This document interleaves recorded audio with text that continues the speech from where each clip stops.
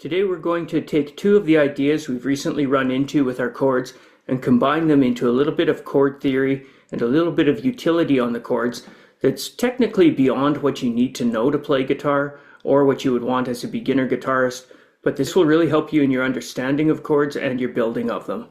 Last time we saw the E, A, and D chords combined to make up a song R.O.C.K in the U.S.A. We found that we could build chords based on the open E string, the A string, and the D string. We made power chords out of those, so open and a second fret on the next string is the E. If I move to the next string, open A with a second fret of the next string is an A power chord. I can do that on the open D with this finger on the third string. So in power chords, you're always up the next string 2 frets over from your root to make a power chord.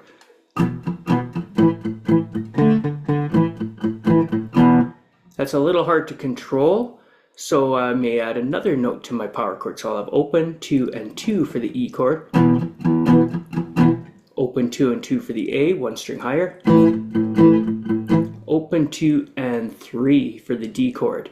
Because this pattern has moved to encounter the second string, which is not tuned as high relative to the third string as the others, we have to raise our note up to cover that distance. So there's a D chord. E, A, D, A, E, A, D, A, or full chords.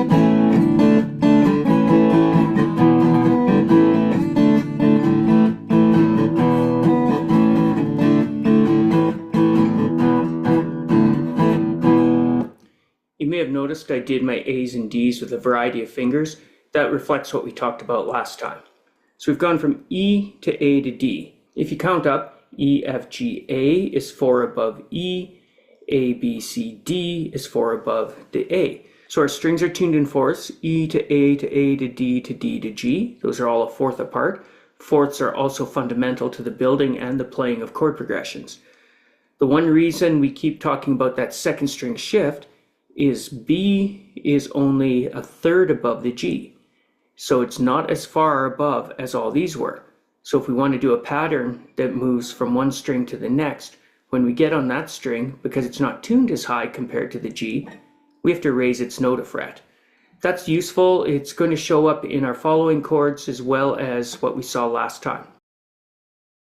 That pattern then works on any progression. I could go to a G. I could play G to C to F. G, C, F. They're in the third frets of those same strings. E, A, and D were opens on the 6th, 5th, and 4th string. G, C, and F are in the 3rd fret. Here they are tabbed, G on the low string, C on the 5th, F on the 4th string. We're going up a 4th each time. Those are going to relate to each other in keys. I could take that power chord idea then and do it on G. Instead of open and 2, which is what we had for the E, we would go 3 and 5 for the G chord. Switch strings for a C chord, switch strings for an F chord. So we can do power chords. I can add another note.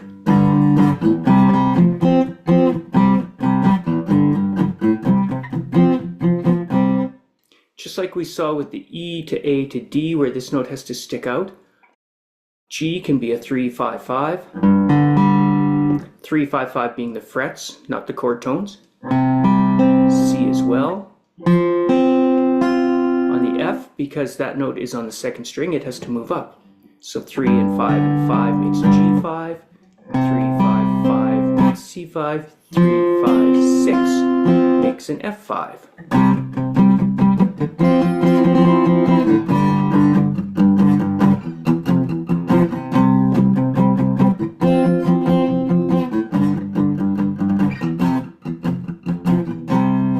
Those are some ideas from All the Small Things by Blink-182. I'd have to listen to it again. It's been 20 or so years since I played it, but I do remember it was C's, F's, and G's. So C, F, with this note out, C, G. What we learned last time was we don't have to play power chords on those notes. We could play the low note and the third of the chord. Regardless of which G you play, you see this 3rd and 2nd fret. I could use different fingers with a pinky up on the 1st string, or I could have a G7. In each case we have this angle. This is the G and the B note, G-A-B. That's the 3rd of the chord. This is essential to major chords. Power chords don't have 3rds. That's why they can substitute for major or minor, and they can be very utilitarian and just outline different scale tones in your key. The major chords are more specific and they tell you more about your key. So this angle then, it could be a G chord, just those 2 notes instead of a 1 and a 5. Of the power chord, it can be a 1 and a 3. C and F.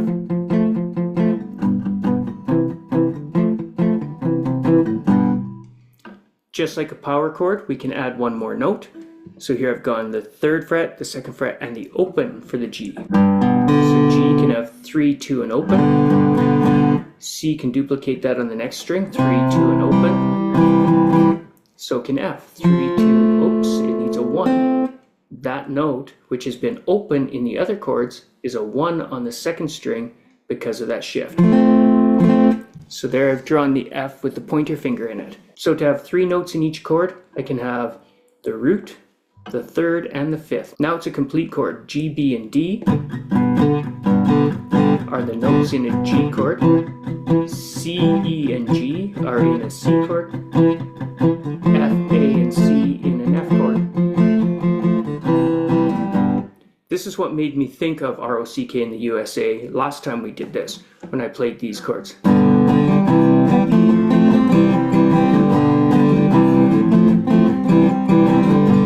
You see, because the pattern's the same, I'm going up a string each time. I've now transposed it into a different key. Instead of going E, A, and D, I'm going G, C, and F.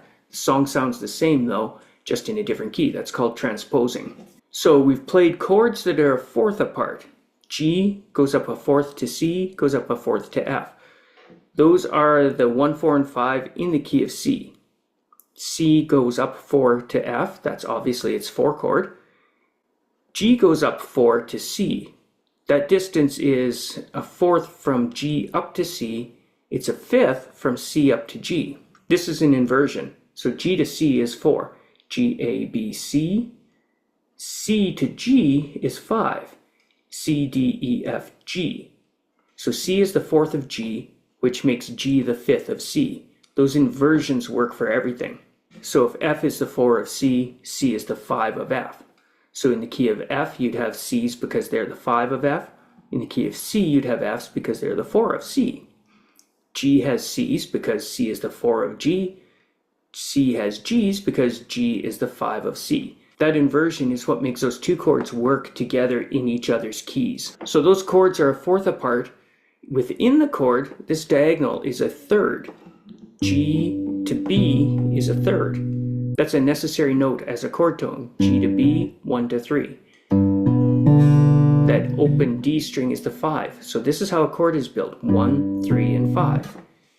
G is the root. G, A we don't use. B is the 3. We do use that.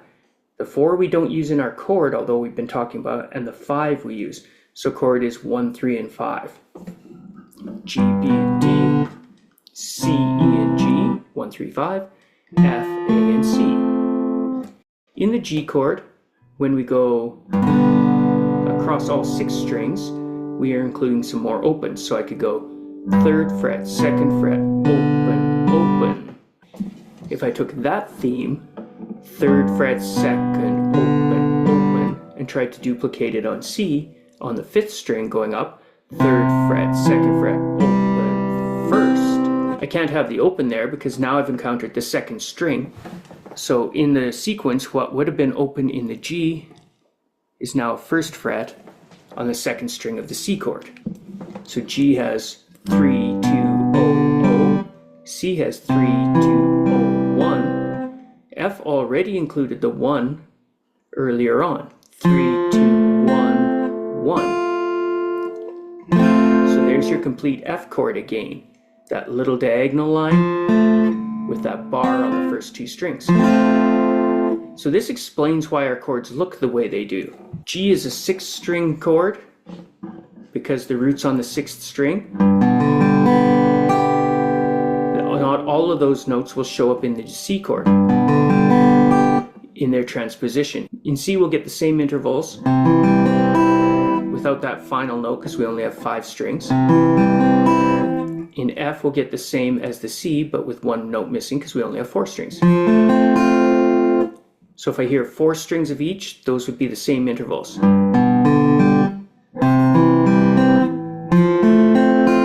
Notice those chords all sound alike. They're on different notes, so one's higher than the other. They're all up a fourth from the other, but the intervals and the relationships between the chord notes are the same.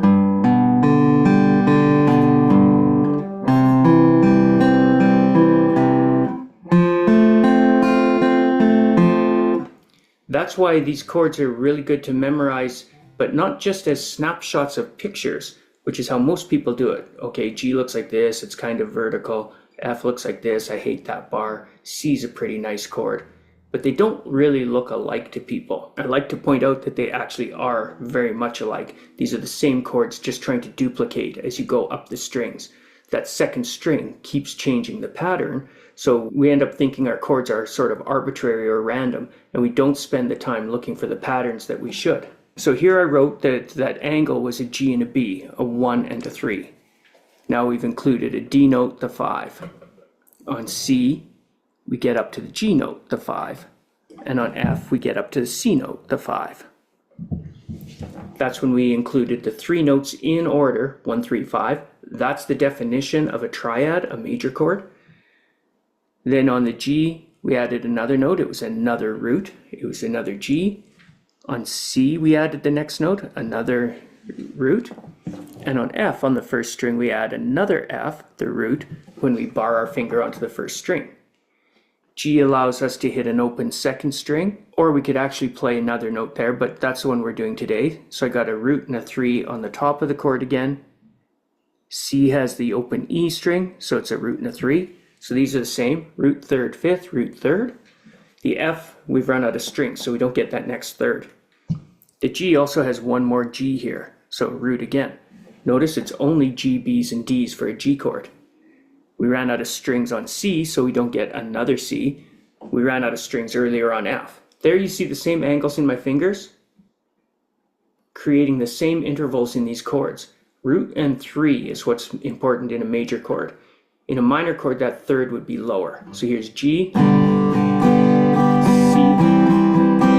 F, C, G. When I played that last time, I heard something of Paradise City.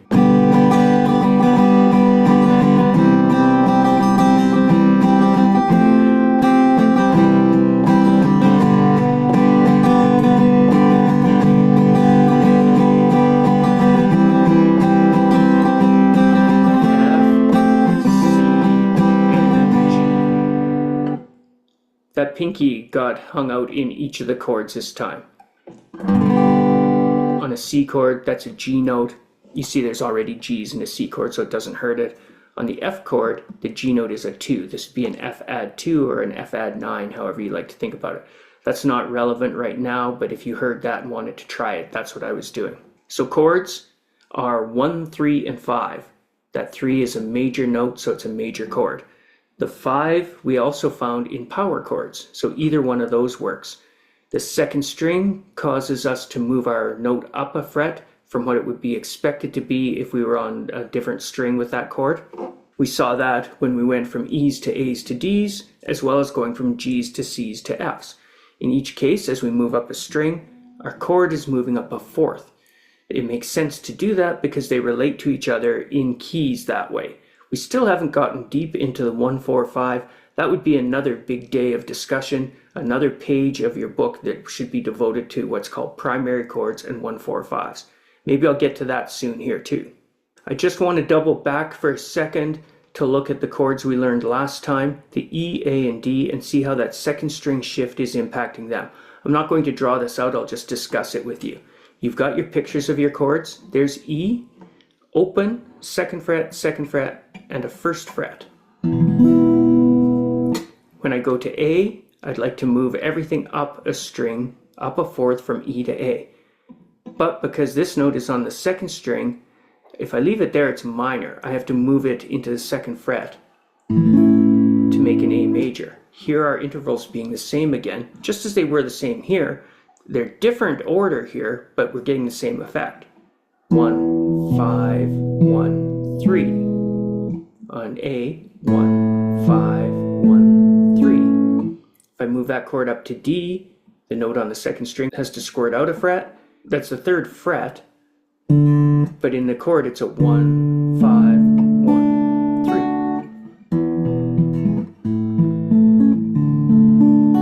3. You hear those are the same chords. The E can have an open B in it. The A would have the equivalent open E. On the D, we've run out of notes. I could go find it if I wanted. The E has 6 strings. The A is missing that last note. It would be there. The D is missing 2 notes, which we could go find if we wanted. So those chords are going to relate to each other. In A, D is the 4 chord. In A, E is the 5.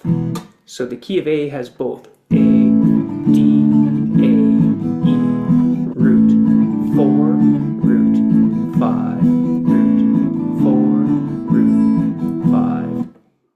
With the G, C, and F pattern, if C is our root, it's root, 4, root, 5, with G being the 5 and F the 4, root, 4, root, 5. The last thing I wanted to jam in here was the fact that this little angle, this third, shows up even in chords you don't expect to see it in. Here it was in the G at the bottom of the chord. There it is in C. Here it is in F. That little angle, F to its third. This is a D note on the second string with its third, the F sharp. You might think, well, that's not my chord. Oh yeah, it is.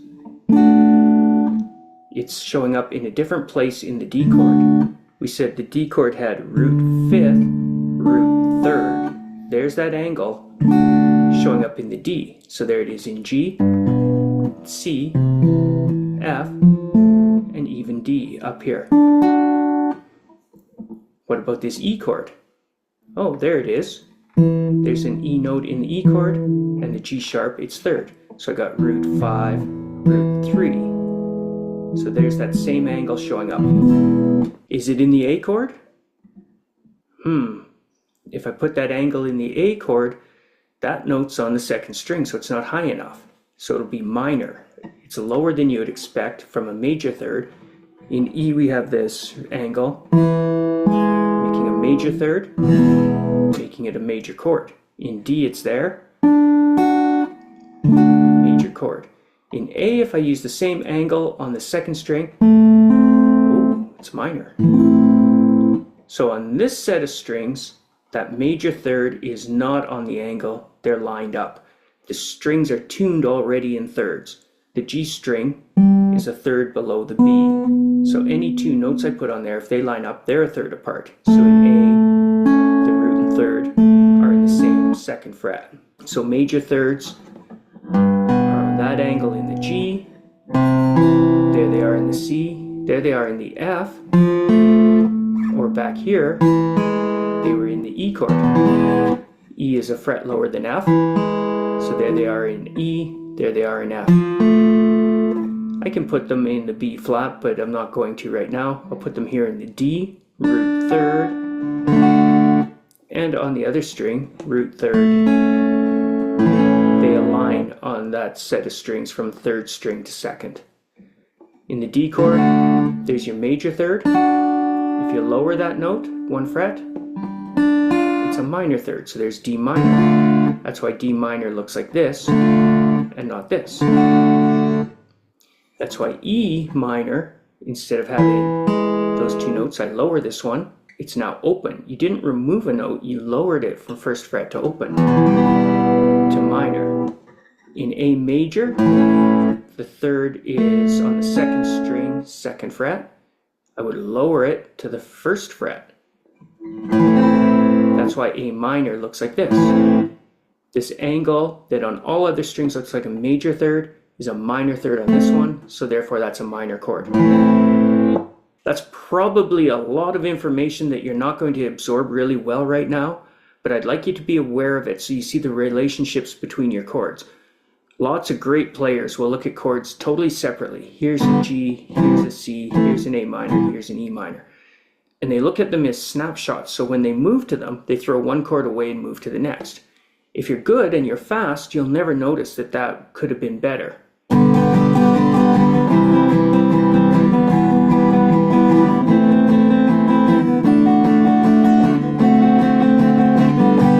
However, if you know the relationships, you can flow from your chords. Work on these ideas of having anchor notes and trying to see similarities between the chords. So you're not rewriting the chord, you're actually just morphing into the next. Here's the same progression with a little bit of a morphing action. C, A minor, E minor, A minor, D, D7, A minor, C, A minor, D7, G. Fs can go in the key of G. They're so related to C's, and C is related to G, so that F will come along for the ride sometimes. We'll talk about that a lot later on. But for now, that's all we need to think about. This is a little advanced for you, but try to have these images and ideas in mind. Even if you know that a major chord has a root third and a fifth, a power chord has a root and a 5, a minor chord lowers the third, so it's a root minor third and 5, or a root flat 3 and 5. That's what makes it a minor chord. Try to put some of that in your books, but most importantly, try to look for this angle in all of your chords. See where you can find it and see why it doesn't look like that at times, and come up with the reason for that. Talk to you guys later, and we'll see you next time.